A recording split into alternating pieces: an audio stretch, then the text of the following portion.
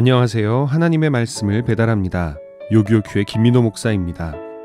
오늘의 공동체 성경 읽기 본문은 사무엘상 20에서 21장까지의 말씀인데요. 그 중에서 21장 10에서 15절까지 봉독하고 함께 묵상하도록 하겠습니다. 그날에 다윗이 사울을 두려워하여 일어나 도망하여 가드왕 아기스에게로 가니 아기스의 신하들이 아기스에게 말하되 이는 그 땅의 왕 다윗이 아니니이까.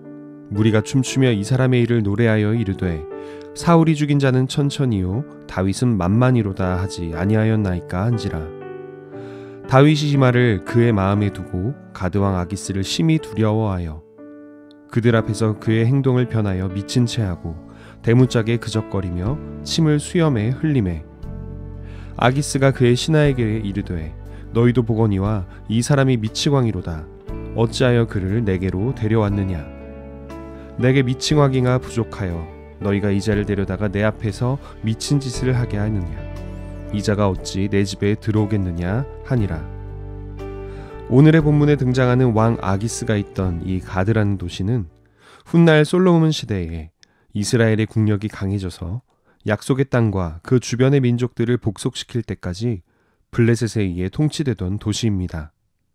다윗과 싸웠다가 돌팔매질에 죽은 거인 골리앗이 살던 도시로도 잘 알려져 있습니다. 이 가드 사람들은 다윗을 죽여야만 할 이유가 참 많았습니다. 우선 이 당시 이스라엘은 블레셋의 영향력에서 점점 벗어나기 시작하며 국력을 키워가고 있었는데다가 그 전쟁과 갈등의 한 중간에서 활약한 다윗은 오늘 11절에서 말하듯 사울이 죽인 자는 천천히요 다윗은 만만이로다 라는 말을 들을 정도로 뛰어난 전쟁 수행 능력을 보이고 있었습니다. 다윗이 가드에 발을 들였다는 사실이 가드왕 아기스에게 들리는 순간 다윗은 아기스의 부하들에게 잡혀서 제중들의 적대감을 충족시켜줄 공개 처형 대상이 되기에 당연했습니다. 그런데 다윗 입장에서는 이스라엘의 왕인 사울의 적에게 자신의 몸을 의탁하고 이스라엘의 적인 블레셋의 중심적인 도시 가드에 도망가야 할 정도로 상황이 좋지 않았던 것입니다. 그래서 다윗은 이런 꾀를 냅니다. 13절입니다. 그들 앞에서 그의 행동을 변하여 미친 채하고 대문짝에 그적거리며 침을 수염에 흘리매 다윗은 자신이 미친 사람인 것처럼 연기하기 시작했습니다. 그러자 그 모습을 본 아기스는 이 자가 어찌 내 집에 들어오겠느냐 라며 경계심을 늦춥니다. 이 이야기는 다윗의 임기응변이 참 대단했다는 생각이 들게 해줍니다. 하지만 그 뒤에는 정치적인 배경도 숨어 있습니다. 아기스의 입장에서 왕이 없던 느슨한 연합체였던 이스라엘에 사울이라는 왕이 생긴 것이 매우 부담스러웠을 것입니다. 왕을 중심으로 힘을 모아 전쟁을 일으켜 자신들을 공격할 수도 있기 때문입니다. 그런 와중에 사울과 적대 세력이자 이스라엘 백성들의 심리적 지지를 받는 다윗을 죽이는 것보다는 살려두는 것이 이스라엘의 응집력을 와해시키는 방법이라 생각했을 것입니다. 게다가 그 다윗은 오늘 보니 바보였습니다. 그런데 하나님 입장에선 어땠을까요? 다윗은 하나님께서 직접 세운 두 번째 왕입니다.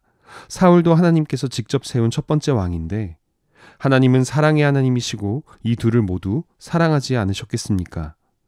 그리고 하나님은 온 세상의 창조자이신데 블레셋 사람들이나 가드 사람들 그리고 아기스를 사랑하지 않으셨겠습니까?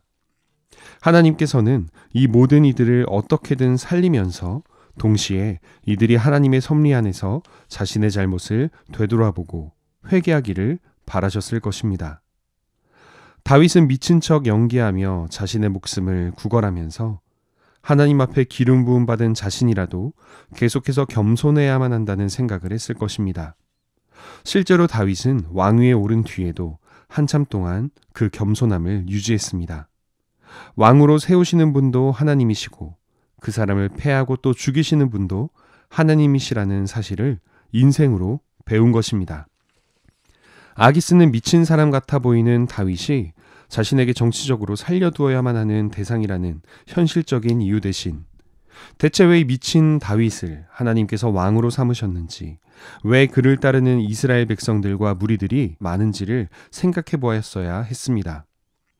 이미 블레셋 사람들은 이스라엘의 하나님께서 여러 가지 기적과 또 사사들을 통해 이스라엘을 보호하시고 구원하시는 모습을 보았습니다. 그 가운데 자신들이 섬기던 수많은 우상들이 거짓된 신들이라는 것도 분명 알게 되었을 것입니다.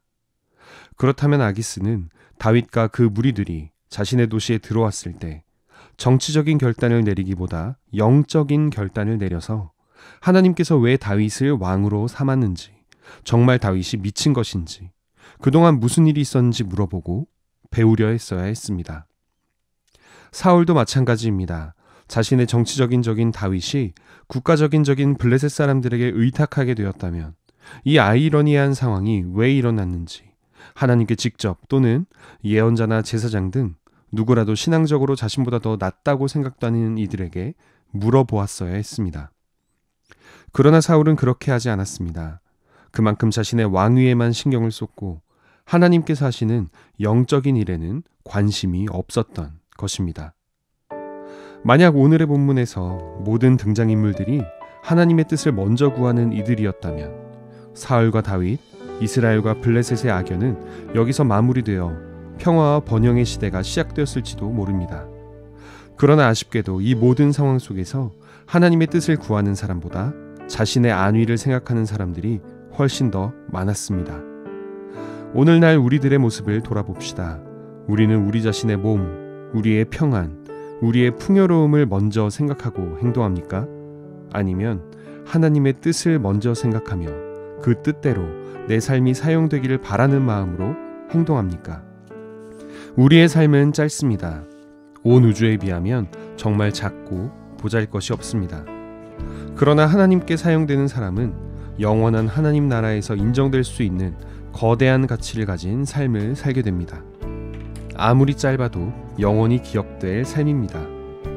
지금 이 말씀을 묵상하는 우리 모두가 우리의 모든 상황들 속에서 하나님의 뜻과 하나님의 움직임을 먼저 생각하고 하나님의 큰 계획의 일부로 쓰임받기를 원합니다. 오늘의 말씀을 우리의 삶에 이렇게 적용하기를 원합니다. 내 삶에 일어나는 모든 일들 속에서 내 뜻이 아닌 하나님의 뜻을 먼저 구할 수 있도록 묵상하고 기도하고 실천합시다.